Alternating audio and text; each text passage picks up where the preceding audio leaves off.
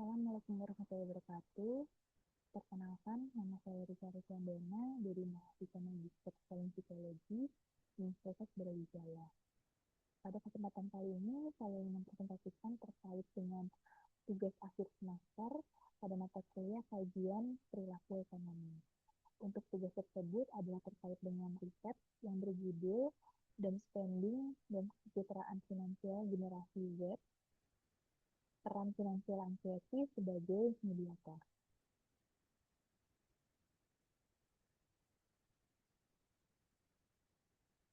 Untuk selanjutnya terkait dengan abstrak, yaitu berawal dari generasi Z yang lahir pada tahun 1997 sampai tahun 2012, menghadapi tantangan finansial yang dibentuk oleh ketidakstabilan ekonomi global, inflasi persisten, dan lingkungan media digital yang meresap dan memperkuat pesimisme ekonomi.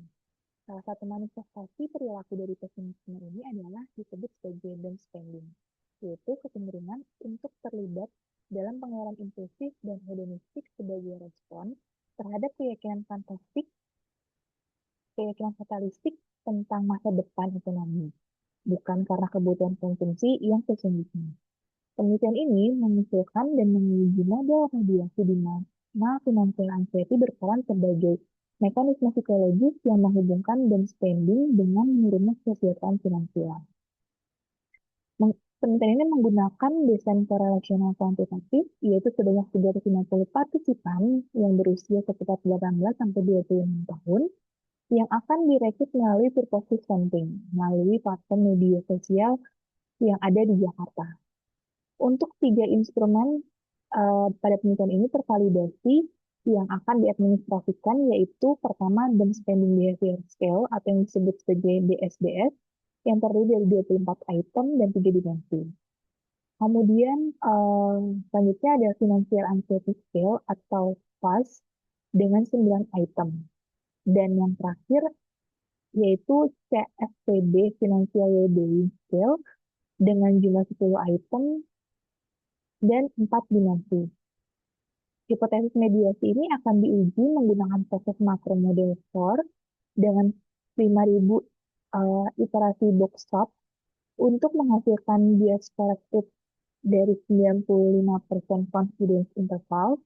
Kemudian dihipotesiskan bahwa financial anxiety itu secara signifikan dan parsial memediasi hubungan negatif antara down spending dan kesehatan finansial. Sehingga implikasi praktisnya itu mencakup perancangan intervensi psikoedukasi yang menargetkan financial anxiety pada generasi Z. Kontribusi teoritis memperluas kerangka stress coping finansial dan memasukkan pesimisme ekonomi sebagai anteseden perilaku finansial maladaptif yang khas. Kemudian terkait dengan pendahuluannya, yaitu perkembangan ekonomi global yang ditandai oleh inflasi itu ketidakpastian lapangan kerja dan meningkatnya biaya hidup telah menciptakan tekanan finansial yang signifikan pada generasi muda. Di tengah tekanan tersebut, muncul fenomena yang dikenal sebagai doom spending, yaitu pola pengeluaran impulsif yang didorong oleh rasa perasaan putus asa, nihilisme, atau ketidakberdayaan terhadap masa depan finansial seseorang. Kemudian individu yang terlihat dalam down spending itu cenderung membelanjakan uang secara spontan dan berlebihan sebagai respon emosional terhadap stres finansial dan pesimisme terhadap kemampuan mereka untuk mencapai kestabilan finansial jangka panjang. Fenomena ini secara khusus meningkat di kalangan Gen Z, mereka yang lahir di tahun 1997 sampai tahun 2012. Survei yang dilakukan oleh Credit Karma pada tahun 2024 itu menemukan bahwa sekitar 27% individu pada generasi Z atau Gen Z itu mengakui melakukan doom spending secara rutin, yaitu dengan alasan utama bahwa mereka tuh merasa menabung terasa sia-sia di tengah kondisi ekonomi yang tidak menentu. Fenomena ini semakin diperkuat oleh paparan media sosial yang mendorong budaya konsumsi hedonisme.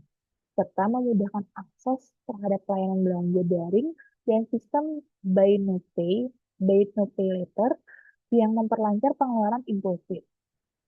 Di sisi lain, kesejahteraan finansial atau financial well-being itu tuh merupakan kondisi di mana individu mampu memenuhi kebutuhan finansial saat ini dan masa depan.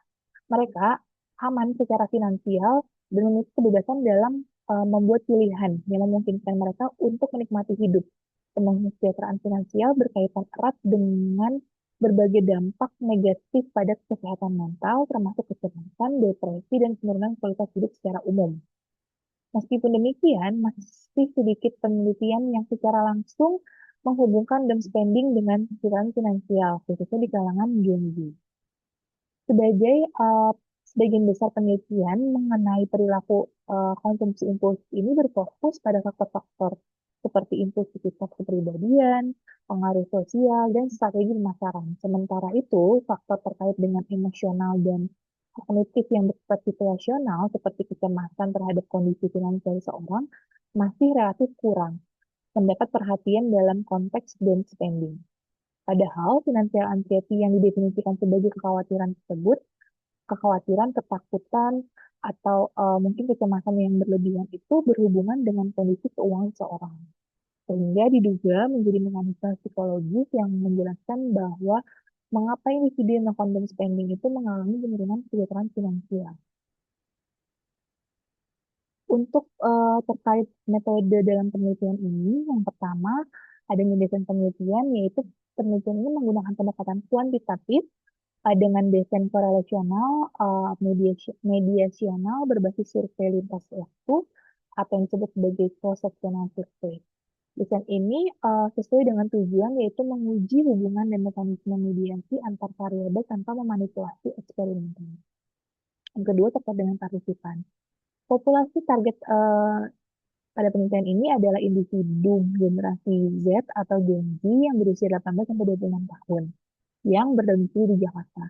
Kenapa sih peneliti menggunakan pemilihan pada kota Jakarta? Yaitu didasarkan pada beberapa pertimbangan substansif, yaitu yang pertama, karena kota Jakarta merupakan epicentrum ekonomi dan konsumsi Indonesia dengan GDP per kapita tertinggi secara nasional. Sehingga pada Gen Z ini memiliki daya beli yang lebih besar sekaligus menghadapi tekanan konsumsi yang lebih intensif akibat gaya hidup urban, kondisi yang secara langsung kondusif bagi kemunculan dari down spending tersebut. Ini berdasarkan data dari Badan Pusat Statistik pada tahun 2023. Yang kedua, Jakarta mencatat sebagai penetrasi internet dan intensitas penggunaan media sosial tertinggi di Indonesia, yang berarti exposure terhadap doom scrolling itu dan tekanan norma sebaya konsumtif, dua pemicu utama doom spending paling tertinggi di kota ini.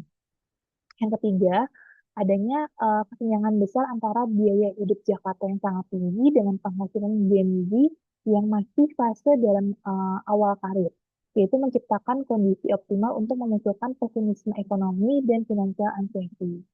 Untuk teknik samplingnya, di mana menggunakan perspektif sampling dengan kriteria inklusi yang pertama, usia dari partisipan sekitar 18-26 tahun, partisipan adalah WNI dan berdomisili di Jakarta, kemudian memiliki pengalaman mengelola keuangan pribadi secara mandiri, kemudian memiliki akses internet yang cukup rutin, dan yang terakhir bersedia memberikan income content digital.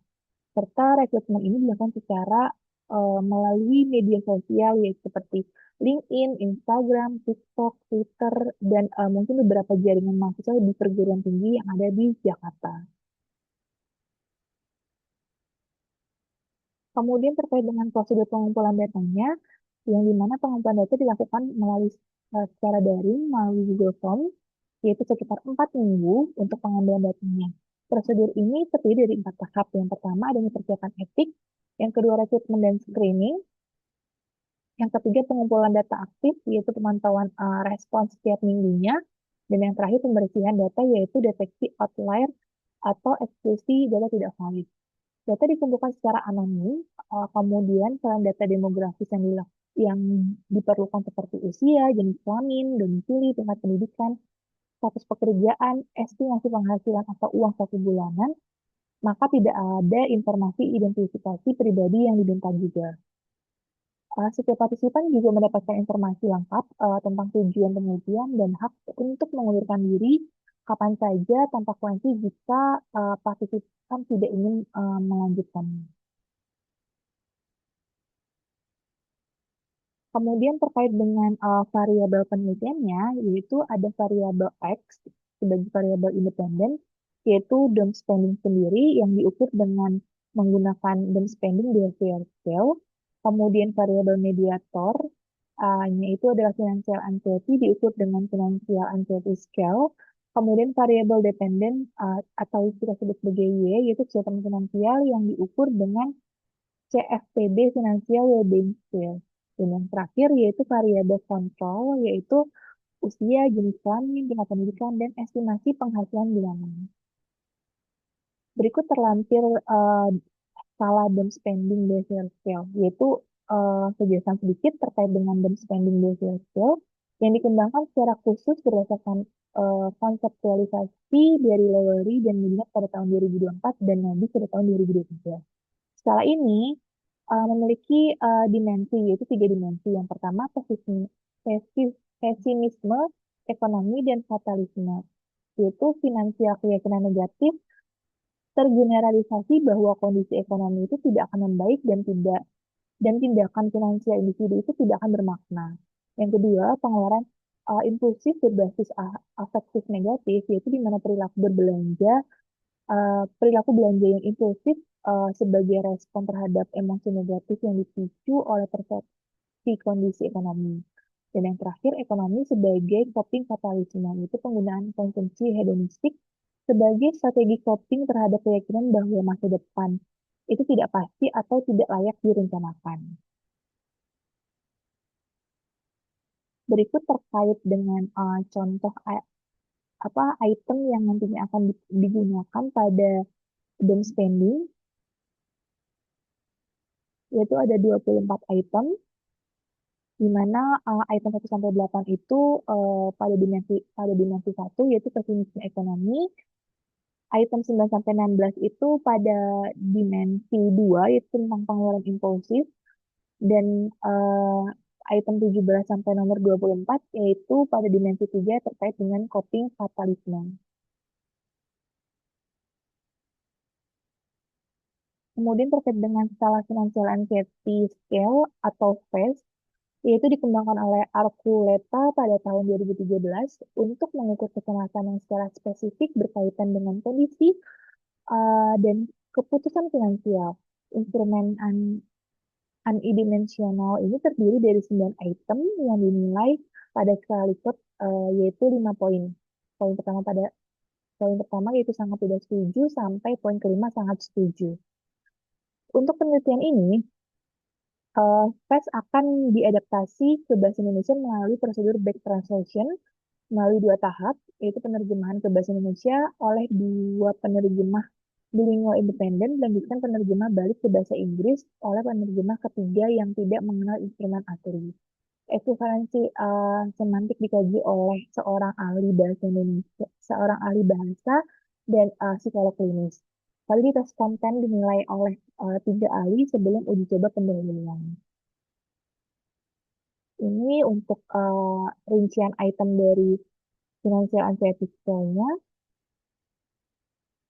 Kemudian terkait dengan skala Consumer Financial Protection Bureau Financial Wellbeing Scale, yaitu dikembangkan oleh Consumer Financial Protection Bureau pada tahun 2015 untuk mengoperasionalisasikan kesejahteraan finansial secara komprehensif, yaitu mencangkup dimensi saat ini dan masa depan serta dimensi keamanan dan kebebasan.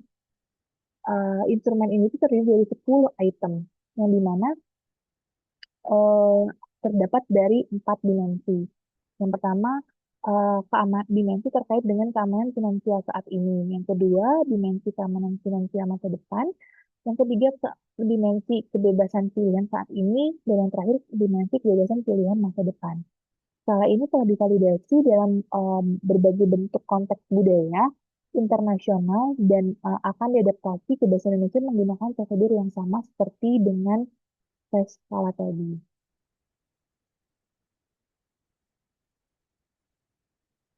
berikut rincian dari uh, skalanya.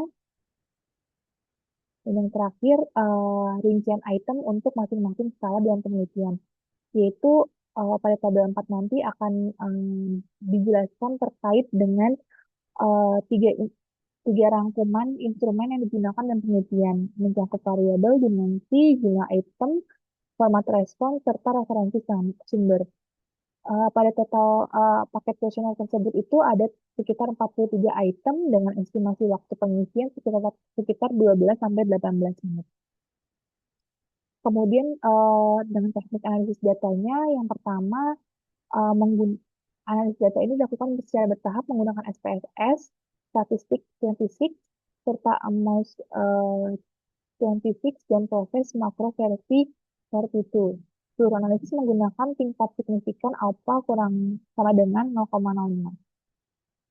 Eh, yang pertama, teknik analisis datanya itu yaitu terkait dengan pemeriksaan data atau data screening. Yang kedua, uji validitas dan reliabilitas. Yang ketiga, statistik deskriptif dan korelasi. Tahap keempat, pengujian model mediasi. Dan tahap kelima adalah pelaporan ukuran efek.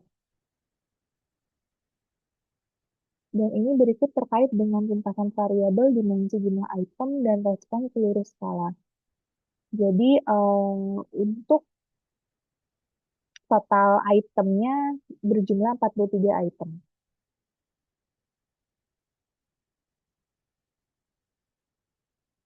Baik, cukup sekian presentasi dari saya. Jika ada kekurangan, saya mohon maaf. Terima kasih. Wassalamualaikum warahmatullahi wabarakatuh. Selamat malam.